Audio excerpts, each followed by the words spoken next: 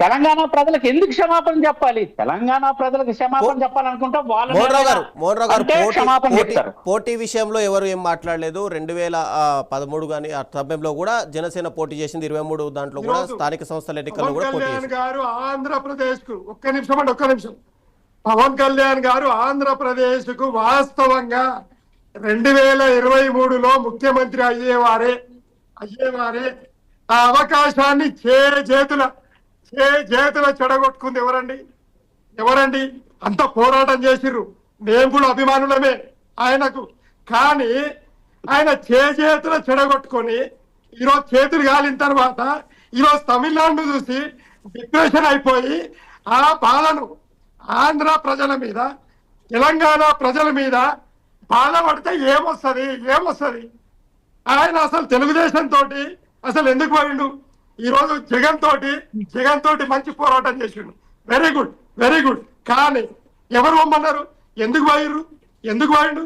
అదే కదా ఆయన సొంత అభిమానులు అడిగింది అదే. మీరు ఈ పొరపాటు చేయకపోతే విజయ్ కంటే ముందే ఆంధ్రప్రదేశ్ కి పవన్ ముఖ్యమంత్రి అయ్యేవారు అనేదే కదా పంచాయతీ. ఆ పంచాయతీని తెచ్చి హైదరాబాద్ మీద వేస్తే వస్తుంది, తెలంగాణ ప్రజల మీద వేస్తే వస్తుంది. ఇది కదా ఈరోజు నిజంగా అంటున్నాము. ఆయన భాషలో ఎక్కడ తేడా లేదు. పాపం ఆయనకు నిజంగా కూడా ఒక 2-3 ముచ్చట్లు మాట్లాడేవి లేకుండే మాట్లాడి ఈరోజు అభస్పాలు అయ్యారు. ఎక్కడ కూడా పవన్ కళ్యాణ్ మీద ఇక్కడ ఎవ్వరికి కూడా వ్యతిరేకత లేదు, మాకు కూడా లేదు. కానీ మాట తూలడం వల్ల ఈరోజు తెలంగాణ ప్రజలంతా గ్రామాన అరే ఇదేందా పవన్ కళ్యాణ్కి ఏమైనా పిచ్చిలేకిందా? తెలంగాణ అయ్యో జాగిరానంటే హైదరాబాద్ అయ్యో జాగిరానమంటారు. అది ఎవరు చేసుకుంది? ఆయన నోరారా ఆయన పాడు చేసుకుంటు కదా. ఎవరొద్దన్నది ఈరోజు మీకు చెప్తా ఉన్నా, తెలుగుదేశం అనేది పవన్ కళ్యాణ్ బొందబెట్టబోతా ఉన్నది. భారతీయ జనతా పార్టీ బొందబెట్టబోతా ఉన్నది. ఈరోజు తెలుగుదేశం పార్టీ ముఖ్యమంత్రి చంద్రబాబు నాయుడు గారి శిష్యుడు ముఖ్యమంత్రి రేవంత్ రెడ్డి. ఎవరన్నా చంద్రబాబు నాయుడు గారు ఒక్క ఫోన్ చేసి మా పవన్ మీటింగ్ పెడతాడయ్యా ఇయ్యని చెప్తే ఇయ్యరా? ఎందుకు ఇయ్యాలి? రేవంత్ రెడ్డి గారు ఎందుకు ఇయ్యాలి? పవన్ మీటింగ్ పెడితే మా తెలంగాణ ఓట్లు ఏమన్నా ఉంటే గల్లంతు. అది కదా భయం. మా కాదు, మాకు జనసేన ఒకటే, తెలుగుదేశం ఒకటే, భారతీయ జనతా పార్టీ ఒకటే, కాంగ్రెస్ కూడా ఒకటే. మేము పోరాటం చేస్తాం. కానీ ఈడ కుట్ర ఎవరు మీద చేశారు అంటే చంద్రబాబు నాయుడు ఉన్నటువంటి ఆ కుయుక్తులు ఈరోజు పాపం పవన్ కళ్యాణ్ ఈరోజు బలి. ఇదండి వాస్తవం.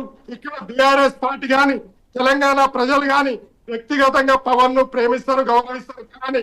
కానీ ఆయన మేము వచ్చి ఇది చేస్తామంటే తెలంగాణకు జనసేన అవసరం లేదు, పవన్ కళ్యాణ్ గారు అవసరం లేదు. ఆంధ్రను బాగుపరచుకోండి. ఈరోజు తెలుగుదేశం చక్కర్లో పడి ఆ అధికారాన్ని మీ చేతులారా చంద్రబాబుకు అర్పించారు.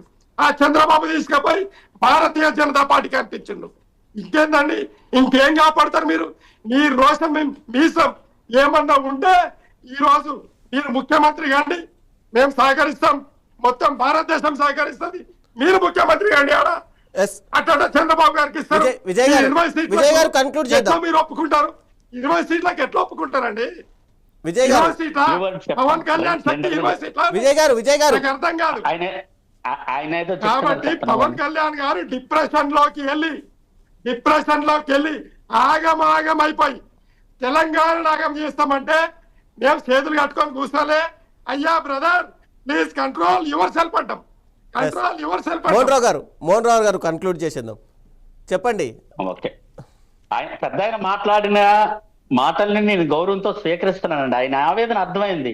పవన్ కళ్యాణ్ గారు కానీ పొరపాటున తెలంగాణలో కానీ పోటీ చేస్తే ఇప్పటికే టిఆర్ఎస్ బిఆర్ఎస్ అంటే టిఆర్ఎస్ బిఆర్ఎస్ గా మారింది. ఇప్పటికే తెలంగాణ ప్రజలు బిఆర్ఎస్ అని నమ్మట్లేదని అర్థమైంది. ఈయనగాడు వచ్చినట్లయితే మొత్తం పార్టీ ఉండదని భయపడతా ఉన్నట్టు ఉన్నారు. నువ్వు ఒకటే చెప్తా ఉన్నా, మేము ఎవరికి సేవ అంటే ఏ పార్టీకి కూడా మేము సేవ చేయటానికి రాలేదు. ఎందుకంటే తెలంగాణకి పవన్ కళ్యాణ్ అవసరం లేదని నాయకులు చెప్పక్కర్లేదని ప్రజలు చెప్పాలా? అది ప్రజాస్వామ్యంలో ఓటు ద్వారా చెప్పించండి మీకు చేతనైతే. నేను జనంలోకి వెళ్తాం అంటున్నారు కదా, తిరుగుతాం అంటున్నారు కదా పవన్ కళ్యాణ్ గారు. ఆ జనంకి చెప్పండి పవన్ కళ్యాణ్ గారు వస్తున్నారు, ఆయన అడ్డుకోండి మీరు చెప్పండి చేతనైతే. మీ పార్టీని నిలబెట్టుకునే ప్రయత్నం చేయండి. ముందు కవితమ్మ నుంచి బీఆర్ఎస్ ని ఎలా కాపాడాలో ముందు అది తేల్చుకోండి. కానీ పవన్ కళ్యాణ్ గారు తెలంగాణ ప్రజలకు క్షమాపణ చెప్పాల్సి వస్తే చెప్తారు, కానీ తెలంగాణలో ఉన్నటువంటి మీ పార్టీకి మాత్రం క్షమాపణ చెప్పరు. ఎందుకంటే వినండి,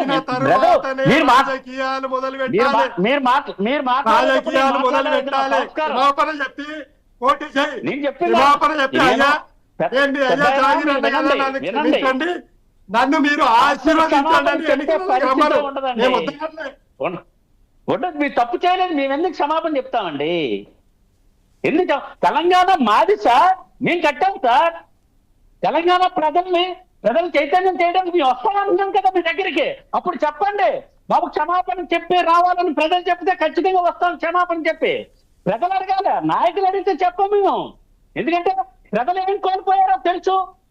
ప్రజల కోసం పవన్ కళ్యాణ్ గారు ఏం చేయాలనుకుంటున్నారో ప్రజలకు చెప్పడానికి వెళ్తున్నాం. అప్పుడు ప్రజాస్వామ్యబద్ధంగా ఓటు ద్వారా నువ్వు పవన్ కళ్యాణ్ గారు మీరు నాకు అక్కర్లేదు ప్రజలతో చెప్పించండి. మీరెందుకు మాట్లాడతారు?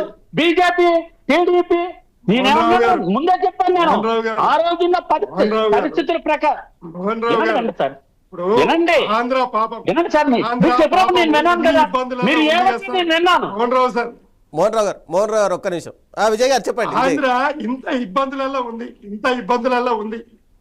ఇబ్బందులలో ఉంది. ఈ రోజు కర్ణాటక చూసినాం, మనం కర్ణాటకలో చూసినాం. 2.5 సంవత్సరాలు చంద్రబాబు నాయుడు ఉండాలి, 2.5 సంవత్సరాలు పవన్ ఉండాలడా, అది పవన్ హక్కు. దానికోసం పోరాటం చేయండి. ఆడ ఈడో చేంజ్ చేస్తారండి, మీరు ఓ మాట మీరు చెప్పండి. మా తెలంగాణలో పవర్ఫుల్ హీరోస్ ఉన్నారు, తెలంగాణ మాది మాది మాది మాది అనుకుంటే ప్రజలు మమ్మల్ని ఓడించారని చెప్పండి సార్. నేను అట్లంటలేదు సార్. ఇగో మనం తెలుగు బిడ్డలం, అన్నదమ్ములుగా విడిపోయినా నీదే నాయుళ్ళు నేనేమంటున్నా అంటే చంద్రబాబు నాయుడు ఖచ్చితంగా ఆయనకు నిజంగానే పవన్ కళ్యాణ్ మీద ప్రేమ ఉంటే 2.5 సంవత్సరాల తర్వాత ఆయన పక్కకి తప్పుకొని పవన్ కళ్యాణ్ నన్ను నిలబెట్టిన అబ్బాయి అని చెప్పి ఆయనకి ఇయ్యాల కురిసి కొడుకు కిచ్చుడు కాదు, ఈ ప్రజలు ఒప్పడు భారతదేశం ఒప్పదు. ఎందుకంటే పవన్ కళ్యాణ్ వల్ల మాత్రమే చంద్రబాబు నాయుడు వచ్చింది. ఇది వాస్తవం, ఇది మేము ఒప్పుకుంటాం. కానీ ఈడ మా మీద వచ్చి చేస్తే ఏం చేస్తామండి? ఇది అన్యాయమా కాదా? నీ కుర్చీ కోసం పోరాటం చేయి, మేమందరం సహకరిస్తాం నీకు. అయ్యా, పోరాటాలు మాకు కొత్త కాదు. జనసేన పార్టీ పుట్టిందే పోరాటాల నుంచి. పోరాటం చేయడం కొత్త కాదు. మేము క్లియర్ కట్ గా మీకు చెప్తా ఉన్నాం. హలో, చెప్పండి మోహన్ రావు. క్లియర్ కట్ గా చెప్తా ఉన్నాం. జనసేన పార్టీ తెలంగాణలో ఖచ్చితంగా ప్రతి గడియకి, ప్రతి గడపకి వెళ్ళి ప్రజలు చైతన్యవంతులు అయ్యే ఉన్నారు. వాళ్ళకి ఏం కోల్పోయారో, ఎవరు దోపిడీదారులో, ఎవరు సేవ చేస్తారో నిర్ణయించుకునే అవకాశాన్ని వాళ్ళకిచ్చి ప్రజాస్వామ్యబద్ధంగా జనంలోకి వెళ్ళి మేము పోరాటానికైతే రాజకీయానికి అయితే మాత్రం ఖచ్చితంగా జనం వస్తే తీరుతాం. మోహన్ రావు గారు ఇంకొకటి చెప్తా, ఒక్క సెకండ్. ఈడ రేవంత్ రెడ్డినే నెగిలనిస్తలే మేము. ఎందుకు నెగిలనిస్తలే? ఇంకొక కాంగ్రెస్ ముఖ్యమంత్రి అయితే మేము ఒప్పేవాళ్ళమే. చంద్రబాబు నాయుడు కోసం ఒక ఎమ్మెల్సీని కొనబోయి 50 లక్షలు ఇస్తూ పట్టుడు పోయినటువంటి ఒక దొంగ ముఖ్యమంత్రిగా కూర్చున్నందుకు ఈడ పోరాటం చేస్తా ఉన్నాం. మేము మా ముఖ్యమంత్రి కాదు, చంద్రబాబు తొత్తు అని చెప్పి పోరాటం చేస్తా ఉన్నాం. మళ్ళా ఆయనతోటే బాధపడుతున్నాం. పవన్ కళ్యాణ్ వచ్చి మమ్మల్ని డిస్టర్బ్ చేస్తా అంటే ఇది మీకు న్యాయమా అని అడుగుతా ఉన్నాం మేము. అది వాళ్ళు ఎవరైతే మన తెలంగాణలో పెద్దలు ఉన్నారో, లేకపోతే తెలంగాణలో మా పెద్దలు ఉన్నారో, న్యాయము ధర్మము అనేది ప్రజాస్వామ్యంలో ఆలోచించి ఆచితూచి అడుగులేయాల్సిన అవసరం వచ్చేటప్పుడు ఖచ్చితంగా మొన్న ఆంధ్రప్రదేశ్ లో జరిగిన అన్యాయానికి ఎలాంటి నిర్ణయం అయితే తీసుకున్నామో ఈ రోజు తెలంగాణలో ప్రజల కోసం అలాంటి నిర్ణయాన్ని మేము తీసుకుంటాం. ఖచ్చితంగా మీరు అనుకున్నట్టు చంద్రబాబు తోటో లేకపోతే బీజేపీ తోటో పొత్తు పెట్టుకొని ముందుకెళ్తామని మీకేమో డిక్లరేషన్ ఏమి రాసివ్వలేదు, లేదా మేమేమొచ్చి ఈ సంతకాలు రాసి మేము తెలంగాణలో పోటీ చేస్తామని చెప్పలేదు. మేము ఇండివిజువల్ గా వెళ్తాం ఖచ్చితంగా. మీరు ఇందాక అన్నారు కదా, మీకు ఇందాక అన్నారు చంద్రబాబు నాయుడు తాలూకా శిష్యుడే కదా రేవంత్ రెడ్డి, ఒక ఫోన్ చేస్తే పర్మిషన్ ఇస్తాడు కదా అని. మాకు అవసరం లేదు సార్, ఎవరి రికమెండేషన్ మాకు అవసరం లేదు. జనసేన అనేది ప్రతి గూడెంలో ఉంది, తెలంగాణ గుండెల్లో ఉంది, తెలంగాణ ప్రజల్లో ఉంది. దానికి నాయకత్వాన్ని వహించే బాధ్యతను జనసేన పార్టీ నుంచి పవన్ కళ్యాణ్ గారు తీసుకుంటారు. 1940 నుండి పట్టుకొని ఒక్క సెకండ్ అండి, ఒకటే సెకండ్ చరిత్ర 1940 నుండి పట్టుకొని వినండి సార్, 1940 నుండి పట్టుకొని వినండి సార్, 2014 వరకు గుండెల మీద మోసిన తెలంగాణ ఆంధ్ర ప్రజలను ఆంధ్ర రాజకీయాన్ని భుజాల మీద గుండెల మీద మోసిన ఎవరు ఏమన్నారు సార్? ఇంకా కూడా మళ్ళా రాష్ట్రం వచ్చినాక మొత్తం నా చేతిలో ఉండాలని కక్ష కట్టి చంద్రబాబు నాయుడు ఆయన శిష్యుని కోసం కాంగ్రెస్ కోట్ల రూపాయలు ఇచ్చి కొని ఈ రోజు ముఖ్యమంత్రి పదవి ఇప్పించిండు చంద్రబాబు నాయుడు. మళ్ళా ఈ రోజు బలి పశువులు ఈ రోజు జనసేనను బలి పశువులు చేసిండు చంద్రబాబు నాయుడు. ఏం కాదు టిఆర్ఎస్ పార్టీ ఎప్పుడైనా ఆంధ్ర ప్రజల పక్షం, తెలంగాణ ప్రజల పక్షం. ఓడిపోయే ప్రత్యాశంలో ఉన్నారు మీరు. బిఆర్ఎస్